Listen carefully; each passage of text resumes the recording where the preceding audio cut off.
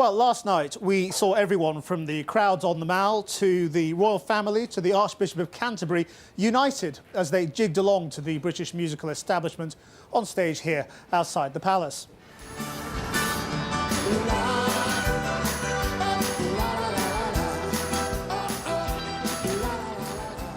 There were no modern-day Sex Pistols, of course, but does a younger generation, whose idols are yet to receive their knighthoods, feel as in tune with the monarchy? Porrick O'Brien has been finding out.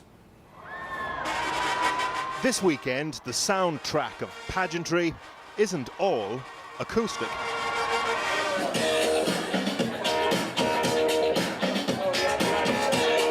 And it's not all deferential either.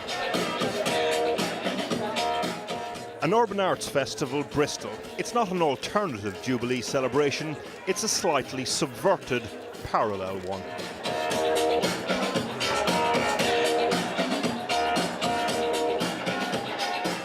Have you got any kind of negative reaction to it at all? I don't really care. To be honest, I'm just painting.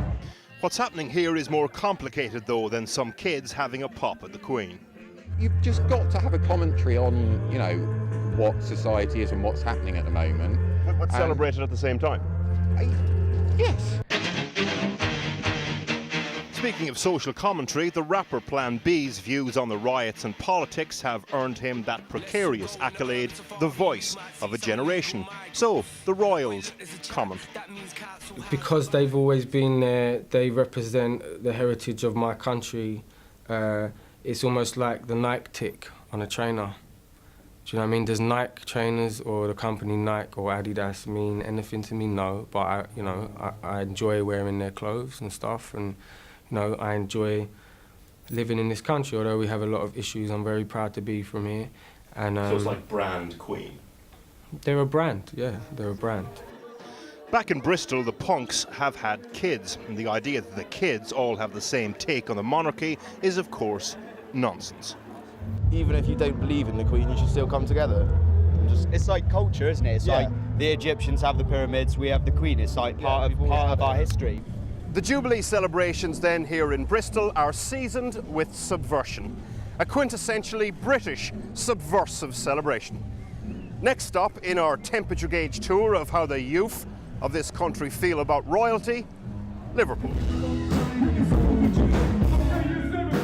In my day, it was citizenship class. At Childwell Secondary School, Liverpool, a DJ workshop exploring cultural identity.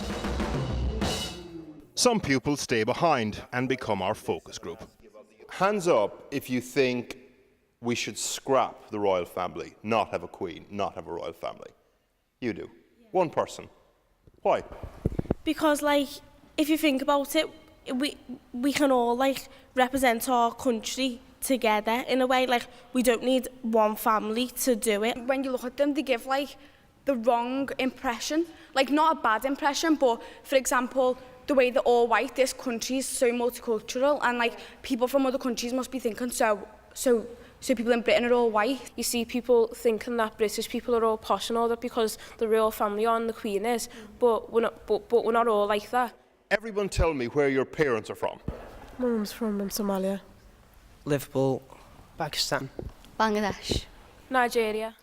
On the one hand, some feel the Queen doesn't represent their personal background. At the same time, though, they like the fact that she represents a country they feel proud of. Because you don't want people not from here thinking Britain must be a bad country if they're showing us up. You want them to think good of us. And it's important for you that the royal family are representing something positive about your country. Especially because it's my country, do you know what I mean? I live here, so I just want people to think it's good. When you hear about celebrities being on drugs and getting drunk and being dead bad, you just think I've heard of loads of celebrities doing that, but when they say if the royal family did that, it'll be a proper shock. She's just there all the time, was what young people we spoke to said the most. When pressed, though, many of them quite like the fact that she has been just there all the time. Porrick O'Brien reporting. Well, it's not all over yet. Across the country, there have been hundreds of street parties and events to mark the Jubilee. Darshana Soni is in Stokesley in North Yorkshire. And your next number. On its own, number 3, the Royal Jubilee. Well, I'm not sure if the Queen plays bingo, but this is just one of a number of events that they've held here to celebrate the Jubilee this weekend. And whatever your views of the royal family, many people here have said to me that it's not just about celebrating the Queen's achievements, but about celebrating Britishness, that elusive concept, and whatever that may mean. And here in this market town of Stokesley, they have a long and rich tradition of marking royal occasions. In fact, a number of residents I've been spending the day with can remember the coronation of the Queen's father, George VI, in 1937. That occasion was marked with a married ladies' race and a treacle and bun event, which all sounded rather jolly. Of course, by the time the Queen came to the throne, this town and the whole country had been through huge social changes. Mike Richardson was 3 at the time of George VI's coronation. Mr. Richardson, I won't expect you to remember that far back, but what do you remember of the Queen's coronation? Well, the principal memory was that it was a wet day. So no change there? Correct, yes.